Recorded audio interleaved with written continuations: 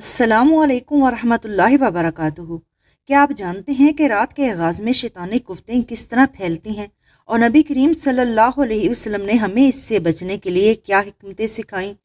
آج ہم ایک ایسی حدیث سنیں گے جو ہر مسلمان گھرانے کے لیے حفاظت، سکون اور روحانی شعور کا خزانہ ہے۔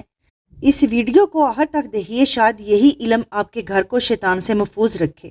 نبی کریم صلی اللہ علیہ وسلم نے فرمایا، رات کا اندھیرا شروع ہونے یا رات شروع ہونے پر اپنے بچوں کو اپنے پاس گھر میں روک لو، کیونکہ شیاطین اس وقت پھیلنا شروع کرتے ہیں۔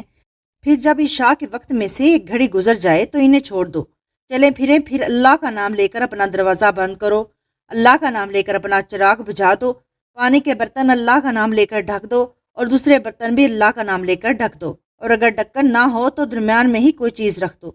صحیح بخاری حدیث نمبر 3280۔ یہ حدیث ہمیں کیا سکھاتی ہے؟ یہ حدیث مبارکہ ہمیں درجہ اہم تعلیمات دیتی ہے۔ رات کے ابتدائی وقت میں بچوں کو گھروں میں روکنے کی ہدایت، کیونکہ شیاطین اس وقت سب سے زیادہ سرگرم ہوتے ہیں۔ بچوں کی حفاظت کے لیے ایک قدم ضروری ہے۔ عشاء کے بعد معمولات میں نرمی کی اجازت۔ ایک خاص وقت کے بعد بچوں کو باہر جانے کی اجازت دی جا سکتی ہے جب شیاطین کی سرگرمیاں کم ہو جاتی ہیں۔ دروازے، چراغ اور برتنوں کو بند کرتے وقت اللہ کا نام لینا تاکہ شیطانی اثرات داخل نہ ہو سکیں۔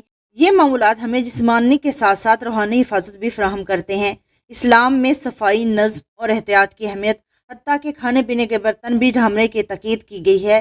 یہ ہمیں سکھاتا ہے کہ اسلام صرف عبادت نہیں بلکہ زندگی کے ہر پہلو میں رہنمائی فراہم کرتا ہے۔ جزاکم اللہ خیرہ۔